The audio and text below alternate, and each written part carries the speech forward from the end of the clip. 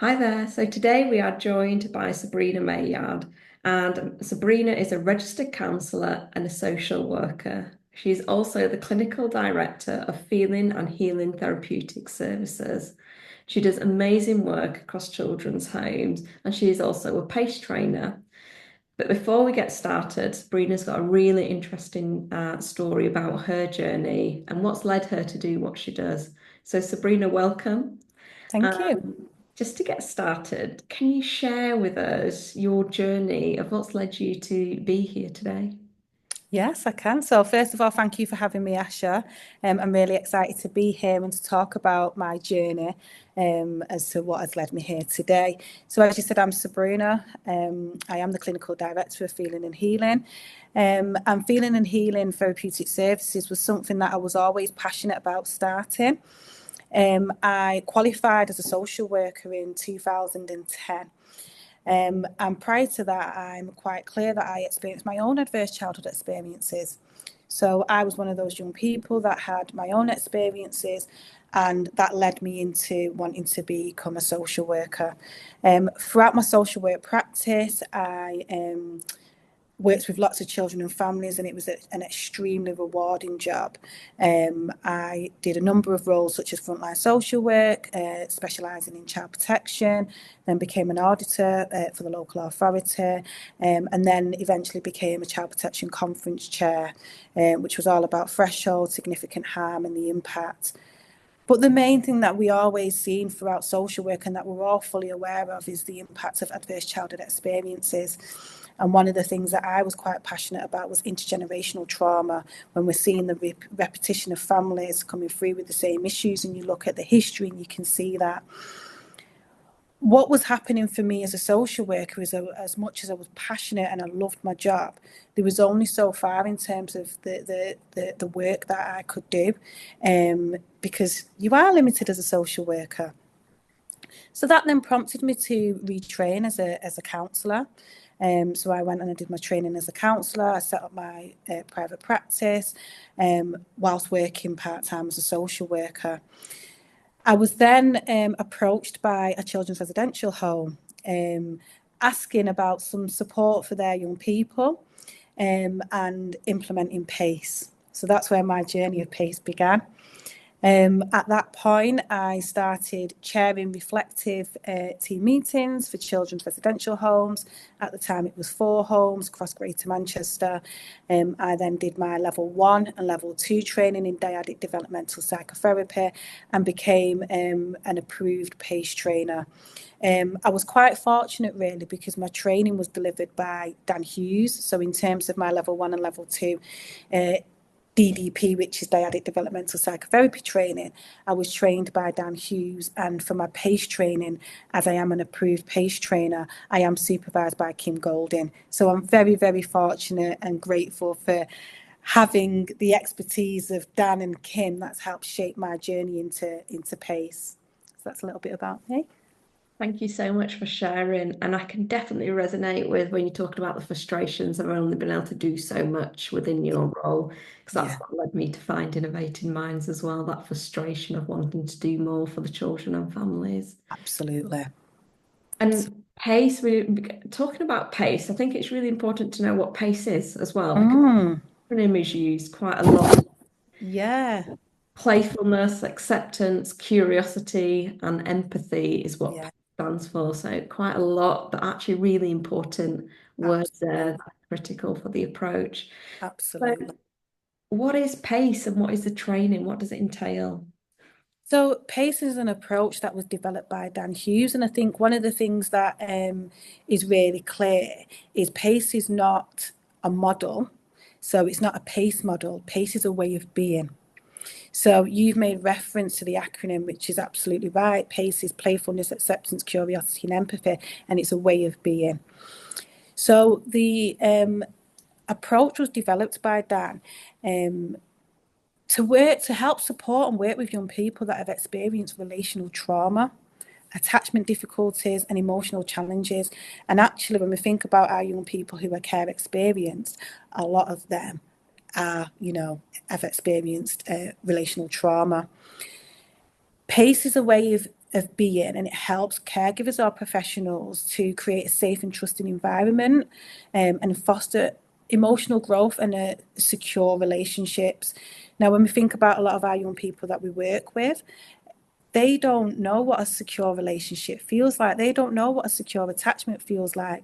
And it's very much about forming relationships in a way that feels safe for them, which is where your playfulness comes in. Playfulness is an approach where you can get the same message across, but it's engaging. It's more engaging. It's not intimidating or threatening for that young person or that child. It's an engaging way of forming relationships.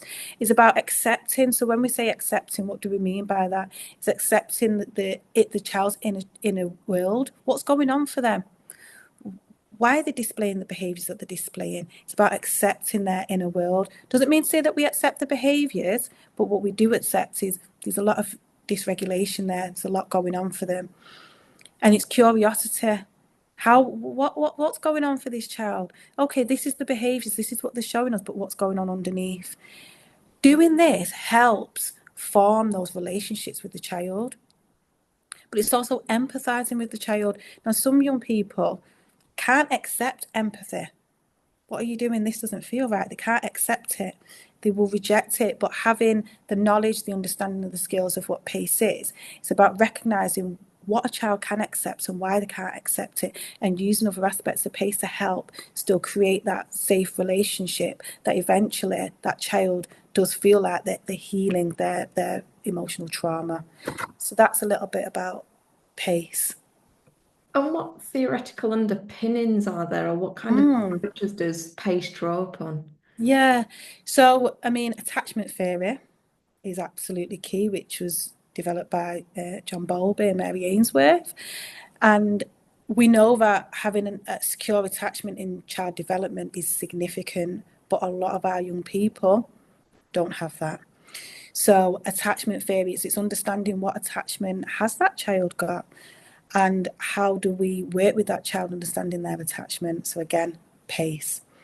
We also look at Dr. Dan Hughes's DDP, so dyadic developmental psychotherapy, and that's focusing on relational and attachment-based interventions. Polyvagal theory as well, so that explains safety, connection, co-regulation. It helps the nervous system manage stress and trauma. And trauma therapy, just understanding, okay, what's the lived experience been for this child and how is it playing out? So we know that trauma shapes the child's brain development. I always question, okay, where is our child at developmentally? We know chronologically, but when we think about the trauma and what they've experienced, where are they at? And that's the approach that we take when we're communicating with our child. We may have a 15-year-old that loves playfulness because it's creating that safe environment, and actually developmentally they are not 15 years old because of the trauma. So it's thinking about different aspects of this for our young people. So yeah. Oh, that's okay. Hello. And that's the playfulness. It's just on cue. Yeah, he is gorgeous. And to be fair, kids love him. Oh yeah, I can imagine. There's so much as well around pets as well, and the impact of pets can have on supporting children with Absolutely. emotional regulation. Absolutely. But Yeah. that is another webinar for another day. Yes. There's so much to unpack there. Yeah. In terms of the PACE training that you've delivered and that you've seen in children's home, what difference have you seen it make? A big difference. I always say that in residential children's homes, your environment is key.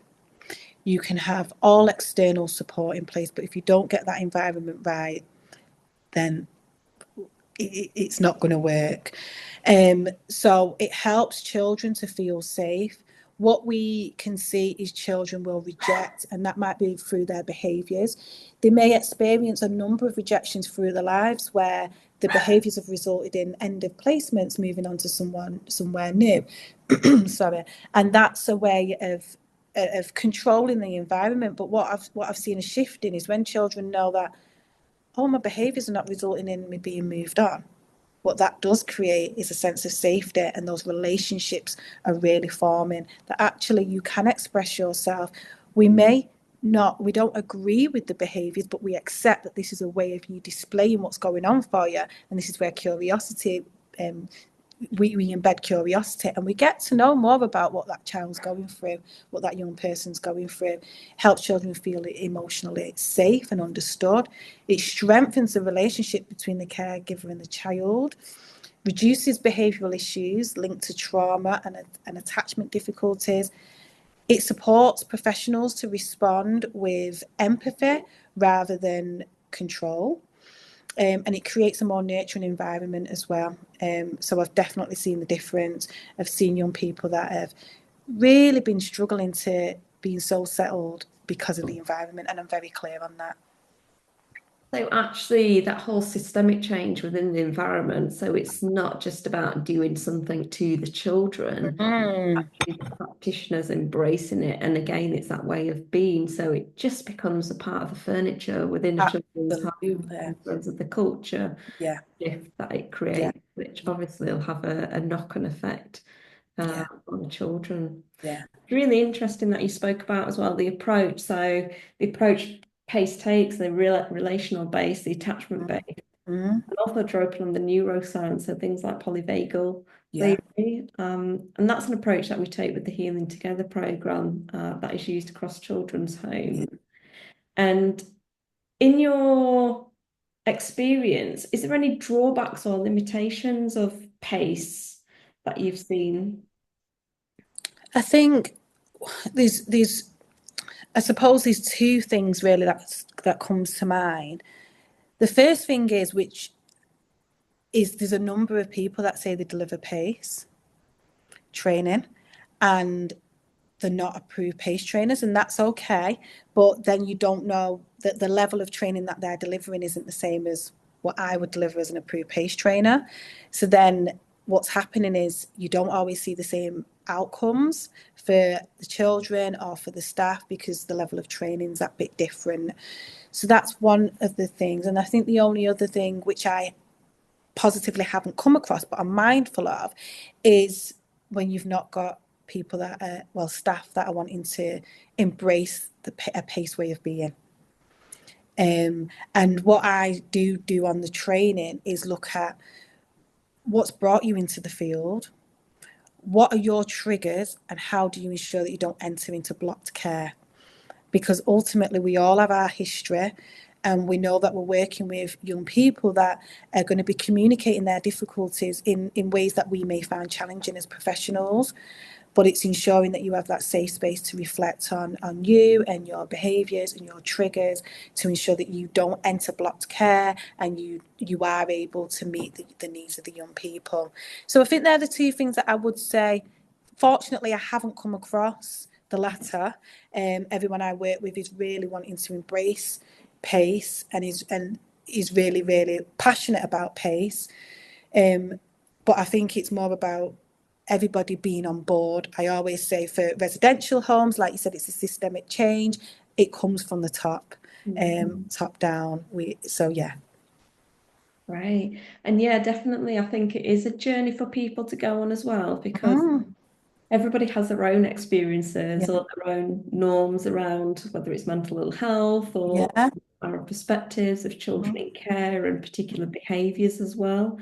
But also, we can typically put trauma in a hierarchy as well. So yeah, start to say, well, actually, that wasn't so bad, or that was years ago, and why is yeah, it an issue now? yeah, And often people are not aware of those maybe biases or views yeah, that hold and the impact that will have on how they yeah, engage with the young people. absolutely.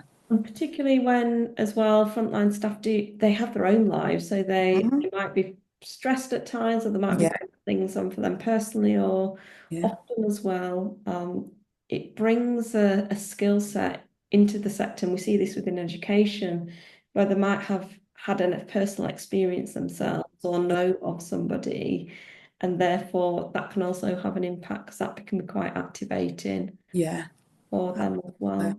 Yeah, So that space to reflect and access coaching and ongoing support is really critical as well. yeah, So if they do Yeah. find themselves slipping back into maybe old ways Yeah. of what's going on, for Yeah. that they have Yeah. that space to be able to reflect and take time out to Absolutely. process that. And I think, the model that I have in terms of working with children's residential homes is we have a regular meeting, monthly team meeting, where we reflect on pace. Sorry, where we Oh, reflect he's on, agreeing with you. yeah, he's agreeing. Where we reflect on pace, the impact. How are we seeing changes in our young people? What do we need to do differently? So staff do have that space, which is really positive. And also it's about encouraging anything personal that's coming up for them, that they can explore that with their own line manager. Great.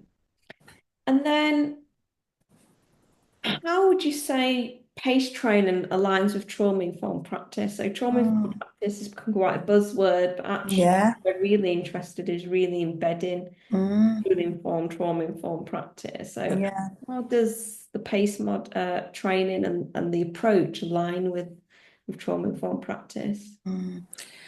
I think for me, the first thing is pace is the pace training and pace way of being is about creating a safe space, creating safety, trust, and relational connections. I think that's key. We know that trauma shapes a person. It has an impact on how a person sees the world, how they feel and experience the world. So it's about pace is about being non-judgmental, having a non-judgmental response and approach to emotional dysregulation. So a way of how a child may keep themselves safe or feel that they're keeping themselves safe may not be a way that we think is right, but actually it's the way that's been right for them. And it's about understanding the trauma and the impact and how they have previously kept themselves safe. It's that fight or flight, how they kept themselves safe, and how do we continue to build a relationship whilst I always say doing some psychoeducational work when it's required and age appropriately to help the child know that we understand that this is what's happening for you. This may feel scary, but we're here. So the behaviours that you're displaying, we may find challenging, but we understand why. And it's about building those relationships. I think it encourages co-regulation as well, instead of a punitive response, which again is really important, and it supports that strength-based, compassionate engagement with children who have experienced trauma. So I think it aligns quite nicely. Yeah. And I think another important part of it is not asking people to dig down into their experiences or ask children to relive No, their experiences of trauma. So it is very much around being with yeah, that young person at a pace that meets their needs and where yeah, they're at. Yeah. yeah, absolutely, absolutely. We know that building relationships can take time as well, building those trusting and safe relationships. So having an environment that feels safe is step one. It's the first step. Yeah. Having someone that they can rely on and they've got consistency and they start to build trust, is step two. So it's really important. And I think that approach is really critical for upskilling the frontline staff, the care staff that are with the children 24/7, that their children see on a day-to-day Yeah. basis.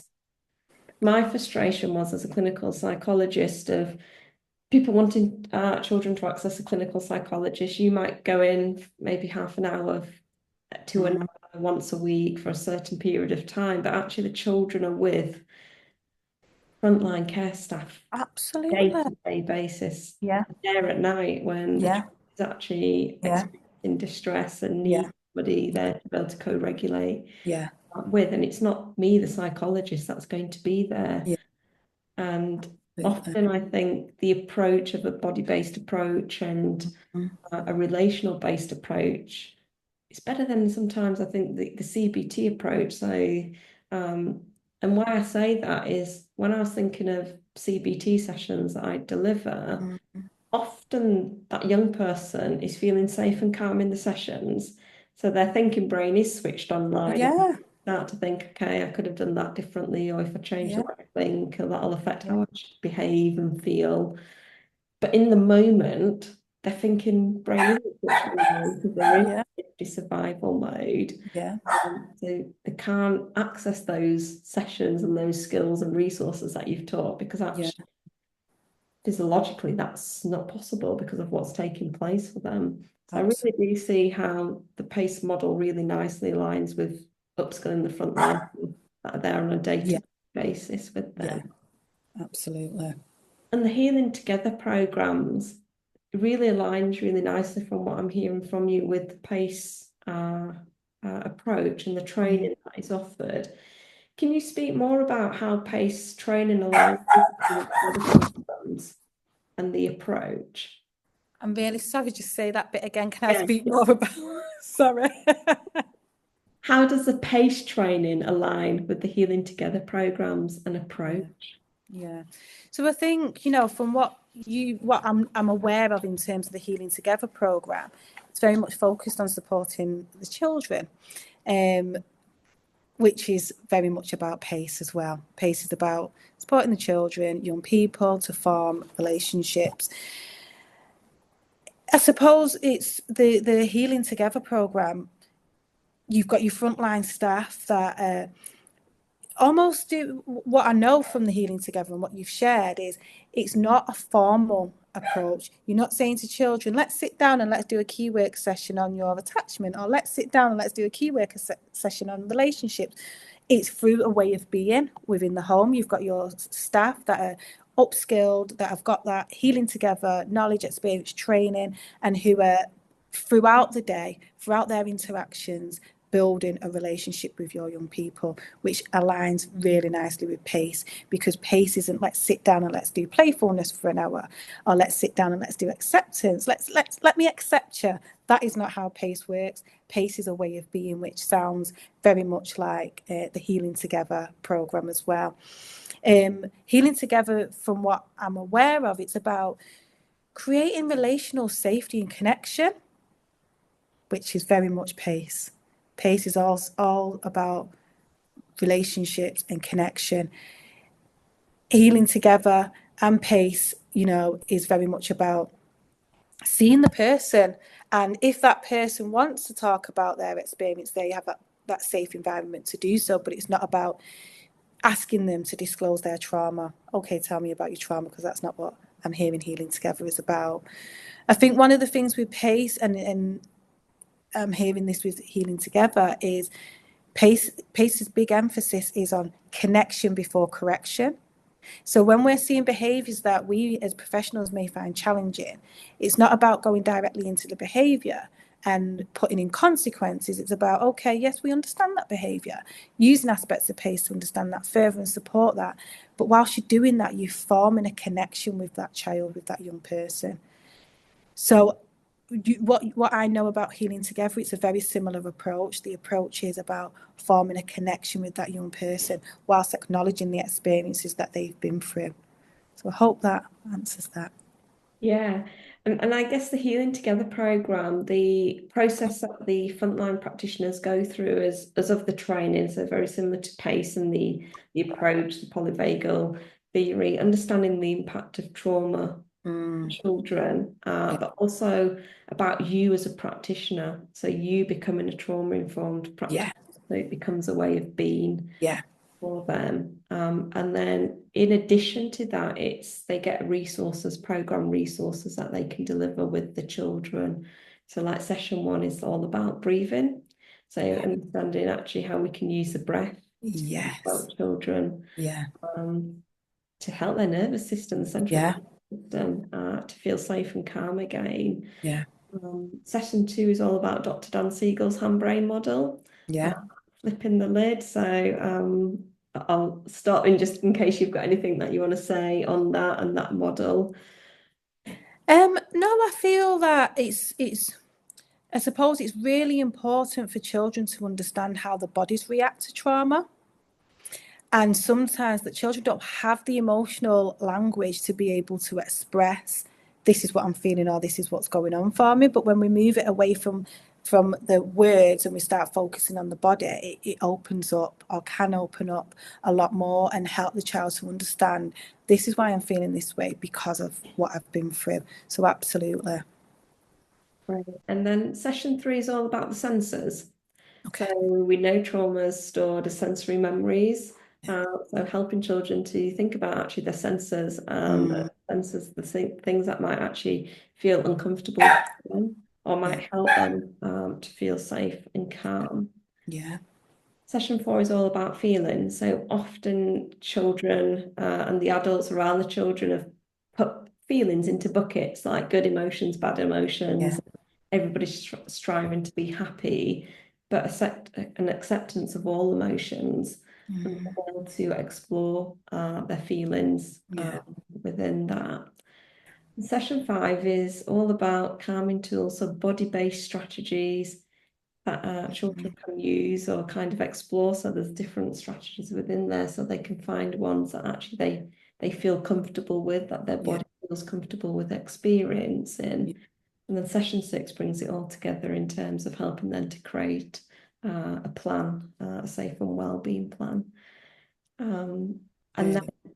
the practitioners are provided ongoing coaching. So it's Mm, an unlimited amount of coaching, whether it's one-to-one or group coaching from our experts. And that is critical for that thing that we was talking about, for that ability to reflect on their practice yeah. and that ongoing learning and Yeah. exploration and Yeah. developing them as a Yeah. trauma-informed practitioner. Yeah. Yeah. Sounds really good. So we've been through quite a bit. We've talked lots about PACE and actually Yeah. the models and the approach and the impact that it's having in children's residential homes. Yeah. It's really amazing to hear about the work that you're doing and the impact it's having, and Yeah. particularly because your unique experience as well in your personal life, but also throughout your career as well, Yeah. how that's shaping Yeah. how you support children's residential homes with implementing Yeah. PACE approach, but more trauma-informed approaches and attachment and Yeah. relational-based approaches. So, Absolutely. is there anything that you'd like to speak about that you've not had the opportunity to? No, I think one of the things that I just want to be clear on is my role is about supporting residential homes to improve outcomes for our young people. So for young people that have had, experienced trauma, that have had difficulties, that find it hard to connect and maintain relationships, this is what my passion is. It's about supporting young people to know that it can be a safe environment. And I am seeing really positive outcomes with the work that I've done so far. I think the only other thing to add is that if anyone is interested in PACE training, that I do have some upcoming dates, which is online that people can have a look at, the 13th and 14th of March. And that is on the Dyadic Developmental Psychotherapy website as well, so DDP Connects. So yeah, I mean, PACE is fabulous. I think it's having a really positive impact on adults working with children in residential care, but also more importantly on the children. And I'm very fortunate to do what I'm doing, and it's great to know that there's so many different homes out there that are using PACE, and I get inquiries quite frequently about PACE training, so it's really good to know that homes are really wanting to embed this way of being. And you mentioned about the impact, because that's really interesting. So we've recently done Manchester Met did an evaluation on the Healing Together program using Children's Home to have a look at the impact it is having Mm, directly on the children, but also on the staff and the organisation. mm. Um, so how can homes measure the impact of PACE, or is that something that can be quite difficult to do? I think there's a combination. I think over time with anything we see the child's journey. So we can look at when PACE was really embedded, how we've responded to challenging times, but overall, what does the picture look like now? So for me, obviously I'm there monthly, and I review what are the presentations, what's been happening, how have we used PACE to respond to that, what does that look like. Homes also have different ways of recording and monitoring, and then we get, I'm not aware of any independent evaluation like you've referenced for Manchester Met, but I think ultimately we have myself, who's an approved PACE trainer, that goes in monthly. We also have Ofsted that are very, very complimentary about PACE and the impact that it's having on the children. So that's really good as well for me. I also access DDP PACE supervision. So there's lots of different ways that we are able to reflect on what does the impact look like for this young child, and assessments that are done as well. Okay. And in terms of the embedding PACE, and sorry, because are you just triggering things that I laugh at? Yeah. So with the Healing Together program, we don't have practitioners going in on so there's a sustainability aspect in the approach and the model, so a scalability and a sustainability. And that's specifically of how do we embed an approach and support with the implementation without having to have practitioners keep going in and keep that model and approach. But then the evaluation demonstrates the ongoing impact it has. Yeah. So somebody that is embedding PACE, do they need to have somebody like yourself keep going in on a monthly basis to keep reinforcing that model being implemented, or is there homes that actually are taking the training and then actually the managers, the senior leaders have been able to support that implementation? So I think my recommendation and what's recommended via DDP really is that there is regular review, reflection of the impact of PACE by someone that is trained in PACE. I think that's really important because I think you can access the PACE training, but how do you know that you're 6 months down the line that it's still being embedded the way that it was in month one? So yeah, I think that's really important, and you can identify as well areas that we need further work on. So as much as you might have done the training, okay, tell me a little bit about what's coming up for you there, or our young people change as well. So your approach may change, and the young person may change in terms of we get someone new, but the young person that's at the home, their behaviours may change because actually my response before, I'm not getting the same reaction, so I'm going to try something different. We're all human, we're all changing, we're all developing, and I think it's really important that they do have someone that comes in to reflect on the use of PACE, because ultimately, like I say, people can have the training in PACE, but the embedding PACE may look different. Yeah. And that's why it's so critical for us for those coaching sessions to take place. Yeah. Because everyone starts to go on their own journey with it, really embrace it. Some might struggle with it or kind of feel like it jars with something else that they're kind of conflict with, or maybe approaches. Yeah. Great. Thank you so much, Sabrina. No, thank you. Joining us, and that's been really interesting. Thank you. Thank you very much.